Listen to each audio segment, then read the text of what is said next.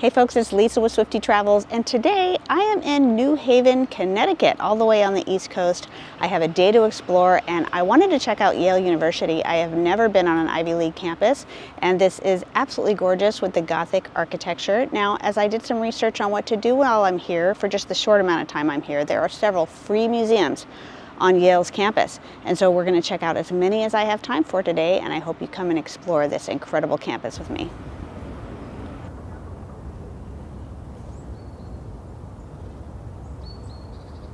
First up, we're going to visit the University Art Gallery. This unassuming building is one of the oldest university art museums in the United States. It was established in 1832. It offers a truly world-class collection spanning from ancient to contemporary art. There was so much on display here. They have over 3 floors with different sections that are dedicated to different types of art. They have Egyptian art, African sculptures, European masterpieces, and American decorative arts. Admission here is always free, and I was really surprised by the collection. I found pieces from renowned artists such as Picasso and Van Gogh on display here. They are open Tuesday through Sunday. There are a few rare closures on their website, such as holidays and college commencements, but generally it is open and amazing. I had to leave my umbrella up front, and my small backpack bag had to be checked in the free lockers in the front. The official address here is 1111 Chapel Street. It's between York and High Streets. I parked near the New Haven Green and walked just a few blocks up. I wanted to spend many more hours here, but I was somewhat in a rush with only one day and several attractions to visit, and this was my first stop.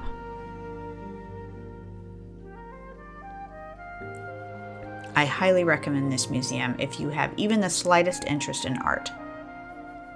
It's very well done.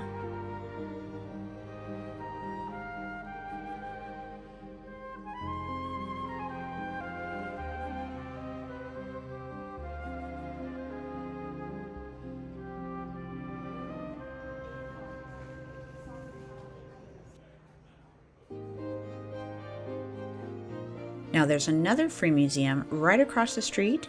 It's the Yale Center for British Art. And this is the largest collection of British art outside the United Kingdom.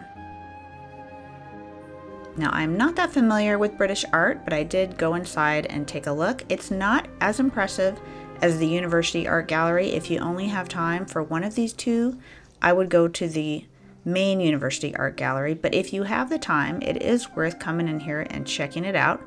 This impressive institution showcases the rich artistic heritage of Britain from the Elizabethan era to the present day. And this museum has a similar schedule. It's closed on Mondays.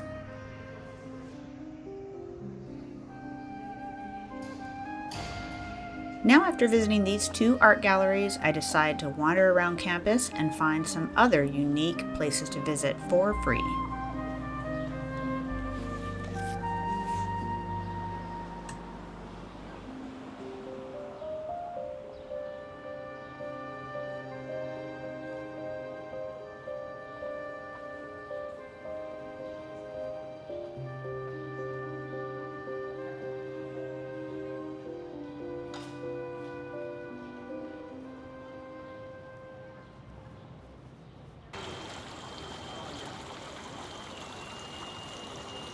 So this is the Sterling Memorial Library, and the guy at the Visitor Center said this is absolutely stunning, so we're going to go inside.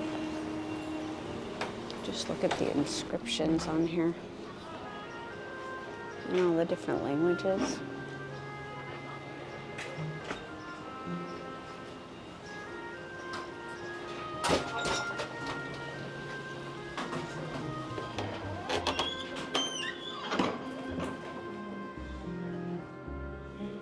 Now the library here at Yale, this was not really on my list of places I was expecting to see, but after going into the Visitor Center, they recommended I go inside, that it was a beautiful building, and boy, they were right.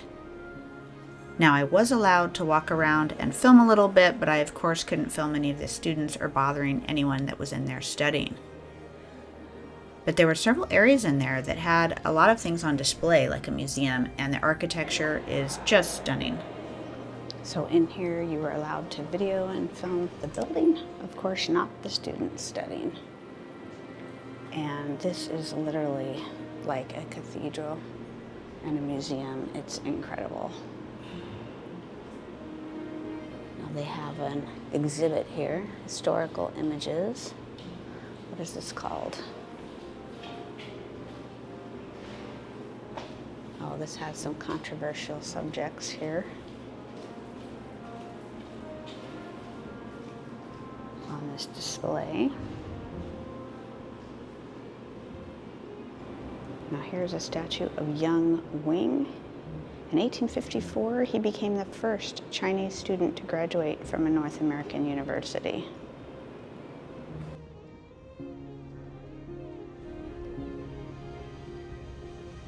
The architecture, art, and the displays and galleries here in this library were really impressive. I highly recommend you stop on by.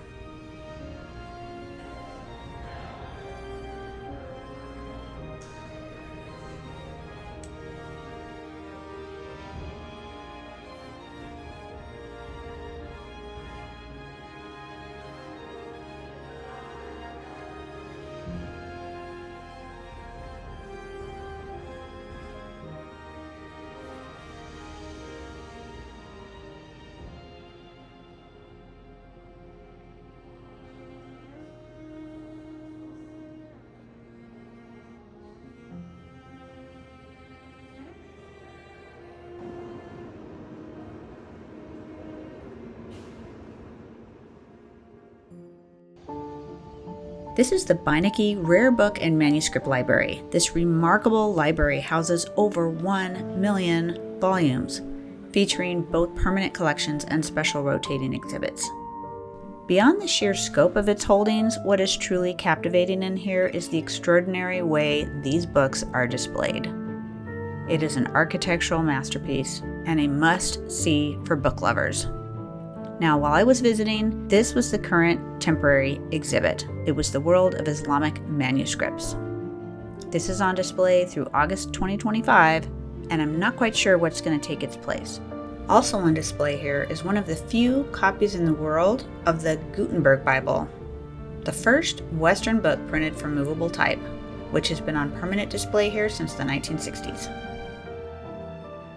I started making my way to the next location, and I ran across a historic cemetery, and I could not pass that up.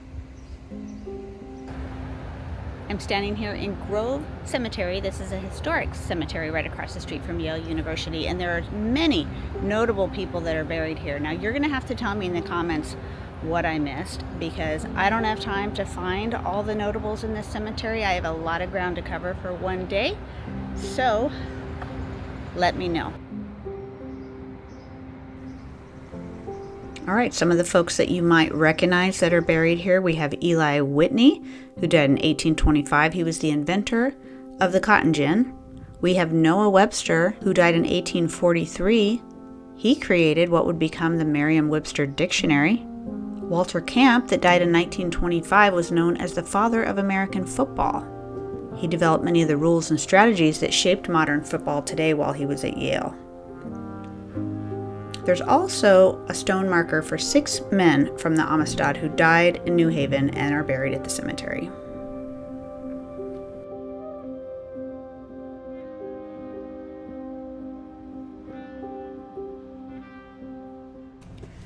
Last but definitely not least, we are going to Yale's Peabody Museum. Like the art gallery at the beginning of the video, this museum is a destination all to itself. This museum just reopened to the public in March 2024 following a 4-year renovation. Every exhibit has been updated, and the museum now boasts 50% more exhibition space, with brand new galleries displaying specimens and objects never before shown at the museum. Their collection of prehistoric animal exhibits are really impressive. Most have been pieced together with real bones. This is a dream come true for dinosaur lovers of all ages.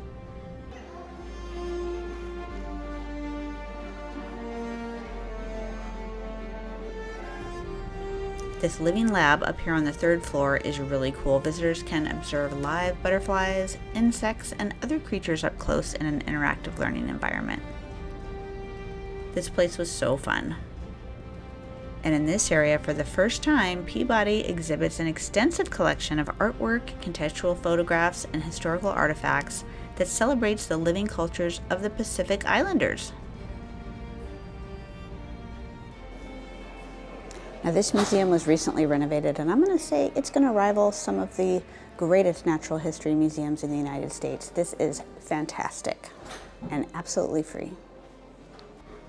Okay, they have a Mind Over Matter exhibit through here.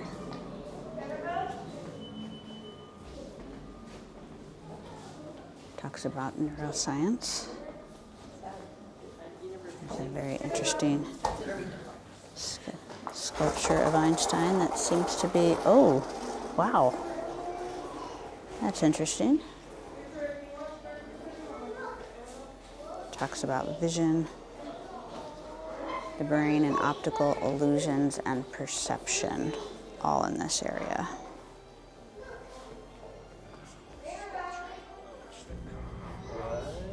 The last section that we explored was an incredible mineral gallery.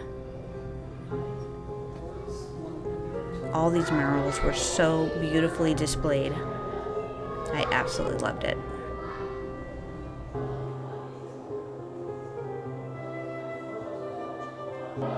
Look at this massive rock crystal. Fluorite with quartz from a mine in China. Definitely the largest I have ever seen. This says it's quartz and sandstone concretion, Fontainebleau, France. Gift of David Friend. It looks like art. I'm assuming that's what that is. But the crystal collection in here is stunning.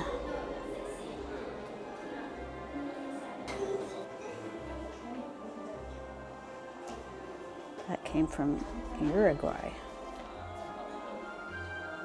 I've never seen anything quite like this.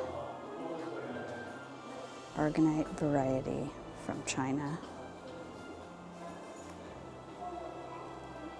A collection of gold. And one more fascinating crystal. This giant piece. Stunning. This is aragonite. I'm not quite sure how to say that. Also from China. For more information on all the sites I visited here in New Haven, come on over to swiftytravels.com and find out more details. I hope you'll consider subscribing. I'm going to be back around next week on another location here in the Northeast. Thanks for watching.